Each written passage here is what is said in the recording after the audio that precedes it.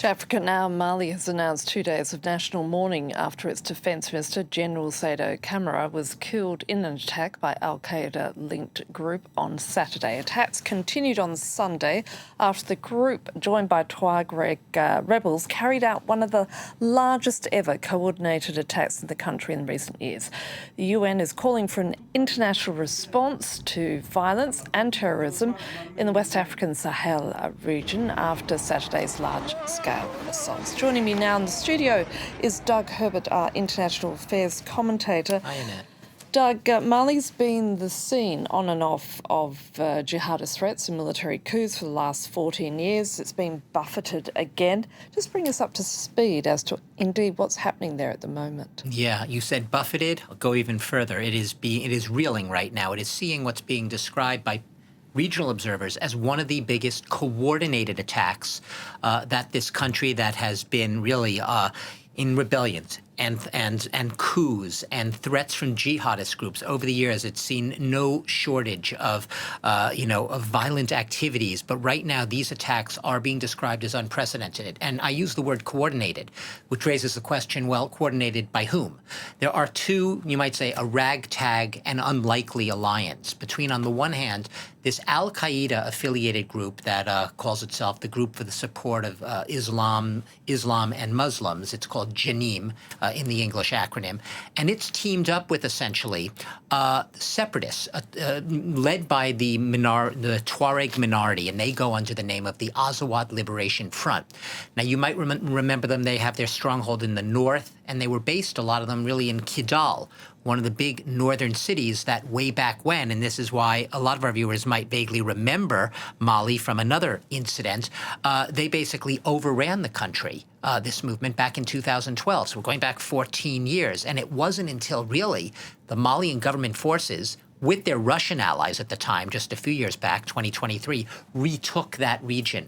But so what you're seeing in these attacks, they've been targeting for now mostly northern and central towns. Kidal, which I just mentioned, also parts of another big northeastern city, Gao, but in the central regions as well, military bases in Mopti, in Severe, which are towns just to the south of Kidal and Gao. And in the capital itself, Bamako, there's been a lot of heavy gunfire and explosions reported by residents there at the international airport, which is near a military base, but also in Kati, which is a sort of a garrison town that adjoins, immediately contiguous to Bamako, where the top military brass, including the junta, the military junta leader, live. So what's unprecedented and what makes these so large scale is it's the fact that all at once, it seems, these simultaneous attacks with this alliance of separatists and Islamic jihadists teaming up to seize major cities, or at least parts of major cities, leaving really the future of this junta based in the capital Bamako very much precarious, very fragile at this moment. And we've seen French forces pull out of Mali a few years back, which of course was seen as a strategic defeat for the French. Now the Russians are withdrawing, and I imagine this has been seen as a setback for Putin. There hasn't obviously been any explicit words to that sort of extent by Putin saying, well, this is really a defeat, we're pulling out. What has happened is, you're absolutely right, Annette. The military, the defense secretary who was killed basically over the weekend in this attack on his home, which was completely pulverized, he was known for his Russian connections, to directly to the Kremlin. But what happened was to the Russian allies, the paramilitary forces that basically were helping prop up the junta government in Bamako. So it was originally the Wagner Group. We spoke about that lots of years ago. We know that its leader died under mysterious circumstances in a plane crash. It didn't go away, the Wagner Group. It was replaced, or it sort of transmogrified into something called the Africa Corps, which was really also under the Kremlin's umbrella.